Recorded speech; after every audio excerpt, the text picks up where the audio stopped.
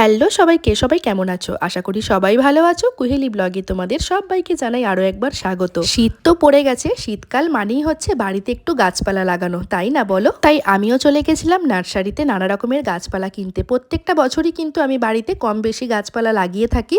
তো এই বছরও চলে গেছিলাম নানা রকমের গাছপালা কেনার জন্য। এই নার্সারিটা হচ্ছে দুর্গাপুরের গ্যামন ব্রিজের একদম কাছে। এইখান থেকে আমি প্রত্যেকটা বছরই গাছ নিয়ে যাই, তবে সামনে থেকে গাছ নিয়ে চলে যাই। ভিতরেও যে এত বড় জায়গা আর এত গাছপালা, সত্যি সেটা আমি আগে জানতাম না। তো নার্সারিটা কিন্তু ভিতর থেকে দেখে মনটা পুরো ভরে গেল। আমার গাছপালা সব কেনা হয়ে গেছে, গাড়িতে চাপিয়েও নিয়েছি। তবে জানো তো, এখন নার্সারিতে এত পরিমাণে ভিড় যে কি বলবো। এখন কিন্তু মানুষ দেখেছি গাছপালা কিন্তু প্রচণ্ড ভালোবাসে, আর সবাই কিন্তু বাড়িতে একটু আধটু গাছপালা কিন্তু লাগিয়েই থাকে।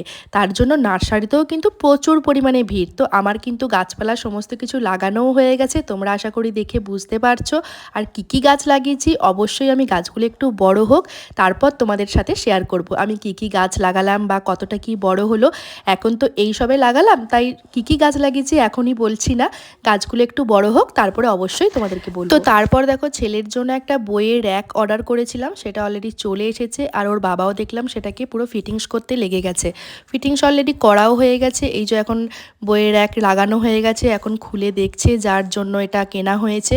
সত্যি কথা বলতে কি, বইপত্রগুলো রাখার খুব অসুবিধা হচ্ছিল, তো সেই জন্য ভাবলাম যে একটা এই ধরনের একটা খুব একটা এটা কস্টলি না, কম বাজেটের মধ্যে একটা কিনলাম। এখন ছেলে মেয়েদের এত পরিমাণে বই হয়েছে যে কি বলবো, বই রাখার জন্য একটা আলাদা জায়গা একটা করতেই হবে। তাছাড়া ধরো এবার বড় হচ্ছে, ক্লাস 2 হবে, তারপর ধরো আমার ছোটোটাকেও 1 বছর পর ভর্তি করতে হবে। তো সেই জন্যই ভাবলাম যে একটা বই রাখার জন্য ওদের একটা আলাদাভাবে একটা জায়গা করে দিই। এই শীতকালে কিন্তু ফলমূল প্রায় সব বাড়িতেই এসে থাকে। এই সময় তোমার কমলা লেবু, আপেল এইগুলো যেন বেশি পরিমাণে খাওয়া হয়।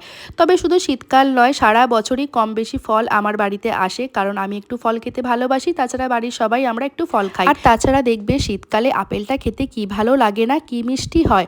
তবে এইবারে আতাগুলোও কিন্তু প্রচণ্ড মিষ্টি। আপেল, আতা আর বেদানার সাইজগুলোও কিন্তু প্রচুর বড় বড় ছিল।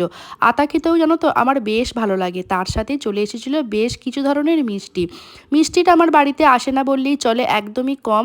আর দেখতেই পেলে একদম 5 পিস করে কিন্তু মিষ্টি এনেছিল। মিষ্টিটা আমাদের বাড়িতে খুব কমই আসে, তো সেই জন্যই কম পরিমাণেই এনেছিল 5 পিস করে। কারণ হচ্ছে মিষ্টিটা ফ্রিজে ঢুকিয়ে খেতে একদমই ভালো লাগে না, ওই মানে অল্প করেই নিয়ে আসা হয় যাতে 1-2 দিনের মধ্যে খেয়ে শেষ হয়ে যায়।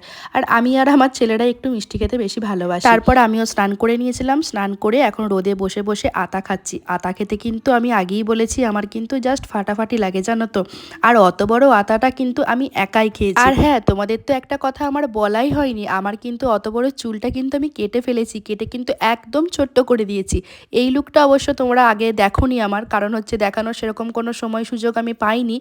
তো আজকে তোমরা দেখে ফেললে, তো বলো আমাকে কেমন দেখতে লাগছে। যেমনই দেখতে লাগুক, সত্যি কথা বলতে কি আমি না আমার একদম চুলটার প্রতি যত্নই করতে পারছিলাম না। আর সত্যি কথা বলতে কি, চুলের যত্ন তুমি যদি না করতে পারো তাহলে কিন্তু চুল কিন্তু রেখে কিন্তু কোনো লাভ নেই, চুলটা কিন্তু একদম নষ্ট হয়ে যায় জানো তো। তারপরে দেখো আতা খেতে খেতে দেখতে পেলাম পাশে একটা বিড়াল পাঁচিলের উপর উঠে বসে আছে। কীরকম গোলু গোলু বিড়ালটা দেখতে দেখো, মনে হচ্ছে যেন কারোর পোষা বিড়াল, কে জানে বাবা, জানি না। কীরকম চেহারা দেখো, দেখে তো মনেই হচ্ছে না এটা বিড়াল। কি সুন্দর দেখতে লাগছে, তাই না? শুধু একটাতেই শেষ না, আবার এই পাশে দেখো একটা সাদা রঙের বিড়াল বসে আছে। মনে হচ্ছে আজকে 2 বন্ধু দেখা করতে বেরিয়েছে, তাই না বলো? তো যাই হোক, ভাগ্যিস কিন্তু আমার হাতে ফোনটা ছিল, তাই একটু ক্যামেরা বন্দি করে নিলাম। দুটো বিড়ালকে দেখতে কিন্তু বেশ ভালো লাগছিল জানো তো। চলো আজকের মতো এখানেই শেষ করলাম। সবাই ভালো থেকো, সুস্থ থেকো। আমার ভিডিও যদি তোমাদের ভালো লেগে থাকে, চ্যানেলটা কিন্তু অবশ্যই সাবস্ক্রাইব করে দিও।